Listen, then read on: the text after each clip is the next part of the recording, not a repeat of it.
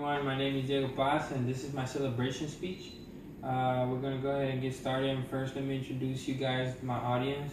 So we have my brother-in-law Eddie, then we have my sister Dalia, and then my mom Dalia. Alright, so that's going to be my audience for today, and I hope you guys enjoy this.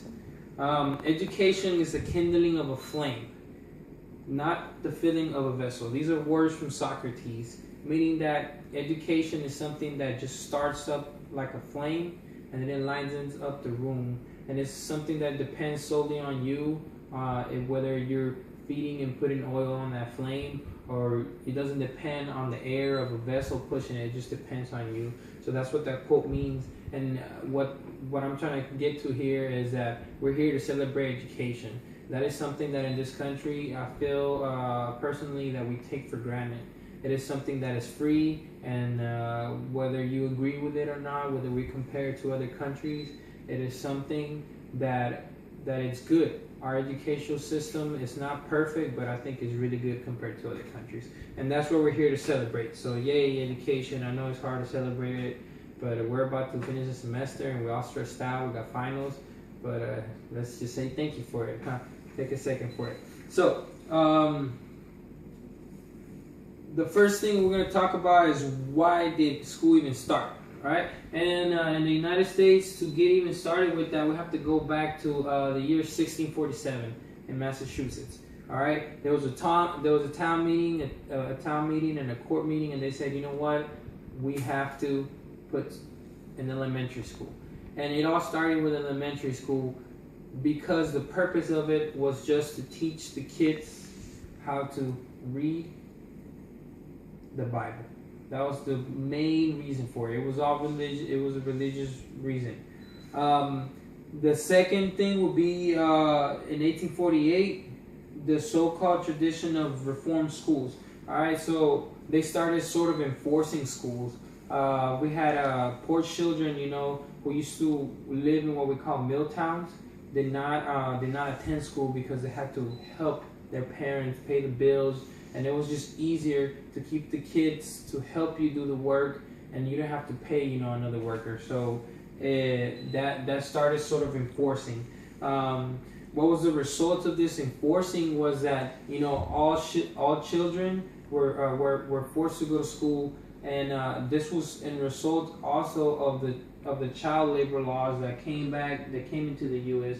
Those child labor laws were something that really helped push education and make it and remind just the country and the government itself that it was something that the federal government had to take care of, and it was something really important to do.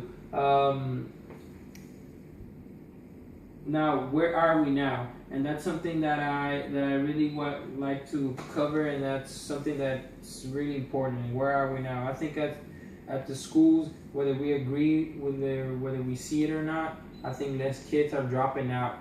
And we can see the rate right now is under 10% in the United States of kids dropping out of school, which I think is great. I know back in time, we go back a couple of years. Remember, my cousins would have 3, 4, 5 kids dropping out towards the end of the year, and I remember the year I graduated, there was perhaps 2 or 3 or 4 kids that dropped out. So it has gone down, and it's something that I guess we should totally celebrate. To finish, I'd like to just share a personal story with you guys. This past year, I got a scholarship for $500, and the person who gave me the scholarship sadly passed away, and may he rest in peace.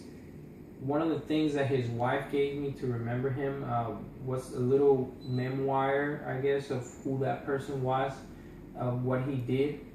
And under there was a quote written from her, and it said that his most proud achievement was the fact that he was always a lifelong learner, and that's something that I think that really hit me. And that is something that I want to share with you guys in this very, very celebration of education, of what we're doing.